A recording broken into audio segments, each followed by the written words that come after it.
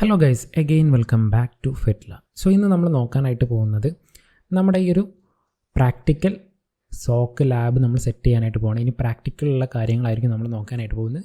അതിന് മുമ്പായിട്ട് നമുക്കിതിൻ്റെ ഒരു ഡയഗ്രാം, ഇതെങ്ങനെയാണ് വർക്ക് ചെയ്യുന്നത്, ഇതിൻ്റെ ഒരു ലോജിക് ഡയഗ്രാം നമ്മൾ ആദ്യമായിട്ട് നോക്കുകയാണ്. സോ ഇവിടെ നമുക്ക് മെയിനായിട്ട് 3 മെഷീൻസ് ആണുള്ളത്. ഒരു കാലി ഉണ്ട്, അറ്റാക്ക് ചെയ്യാൻ വേണ്ടിയിട്ട് നമുക്ക് കാലി ഉണ്ട്, അതുപോലെ തന്നെ സ്പ്ലങ്ക്, നമ്മളിവിടെ യൂസ് ചെയ്യാൻ പോകുന്ന സിം സൊല്യൂഷൻ എന്ന് പറയുന്നത് സ്പ്ലങ്ക് ആണ്. അപ്പോൾ ഈ സ്പ്ലങ്കിൻ്റെ ഒരു സെർവർ വേണം, അതുപോലെ തന്നെ നമ്മളൊരു സ്പ്ലങ്കിൻ്റെ ഒരു ഫോർവേഡറും സെറ്റ് ചെയ്യുന്നുണ്ട്. അപ്പോൾ ഇതൊക്കെ എന്തിനാണെന്ന് വെച്ചാൽ ഈ ഒരു സ്പ്ലങ്ക് സെർവറിനകത്താണ് നമുക്ക് എന്ത് ചെയ്യുന്നത്, നമുക്ക് ഈ പറഞ്ഞേക്കുന്ന അലേർട്ടും കാര്യങ്ങളൊക്കെ നമ്മൾ സെറ്റ് ചെയ്തിട്ട് നമ്മൾ മോണിറ്റർ ചെയ്യാൻ പോകുന്നത് ഈ ഒരു സിം സെർവർ, സ്പ്ലങ്കിൻ്റെ ഈ ഒരു സെർവറിലായിരിക്കും. അതുപോലെ തന്നെ നമ്മൾ ഫോർവേഡർ സെറ്റ് ചെയ്യാൻ പോകുന്നത് ഒരു വൾനറബിൾ ആയിട്ടുള്ള ലിനക്സിലാണ്. അപ്പോൾ ഇതെന്താണ് ഇതിൻ്റെ ഒരു ഉപയോഗം എന്ന് വെച്ചാൽ, നമുക്കിവിടെ വൾനറബിൾ ആയിട്ടുള്ള ലിനക്സ് ഉണ്ട്. ഈ ഒരു ലിനക്സും വൾനറബിൾ ആയിട്ടുള്ള ലിനക്സും സെർവറും നമ്മൾ എന്ത് ചെയ്യും, തമ്മിൽ കണക്ട് ചെയ്യും.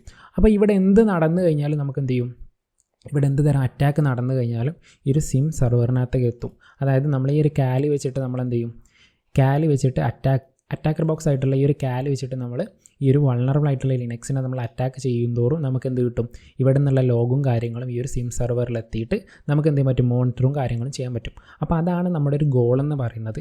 സോ കാലിയിൽ നിന്ന് നമുക്ക് വിവിധ തരത്തിലുള്ള അറ്റാക്സ് നമ്മൾ എന്ത് ചെയ്യും, പെർഫോം ചെയ്യുന്നതായിരിക്കും വൾനറബിൾ ആയിട്ടുള്ള ലിനക്സ്. അവിടെയാണ് നമ്മൾ ഈ ഒരു സ്പ്ലങ്ക് ഫോർവേഡറിനെ ഇൻസ്റ്റാൾ ചെയ്യുന്നത്. ഈ ഒരു സ്പ്ലങ്ക് ഫോർവേഡർ ഇൻസ്റ്റാൾ ചെയ്യുന്നത് വഴി നമുക്ക് എന്ത് ചെയ്യാൻ പറ്റും, ഇവിടെ അറ്റാക്ക് ചെയ്യുന്തോറും ഈ ഒരു അറ്റാക്കിൻ്റെ ലോഗ്സും കാര്യങ്ങളും ഇങ്ങോട്ടേക്ക് ഫോർവേഡ് ചെയ്യും, എങ്ങോട്ടേക്ക്, സിം സെർവറിലേക്ക് ഫോർവേഡ് ചെയ്യും. അങ്ങനെ നമ്മൾ എന്ത് ചെയ്യും, ഈ ഒരു അലേർട്ടും കാര്യങ്ങളും ജനറേറ്റ് ചെയ്തത് വഴി നമ്മൾ മോണിറ്ററും കാര്യങ്ങളാണ് ചെയ്യാനായിട്ട് പോകുന്നത്. സോ ഇത്രത്തോളമാണ് നമുക്ക് ഈ ഒരു വീഡിയോ വഴി നോക്കാനുള്ളത്.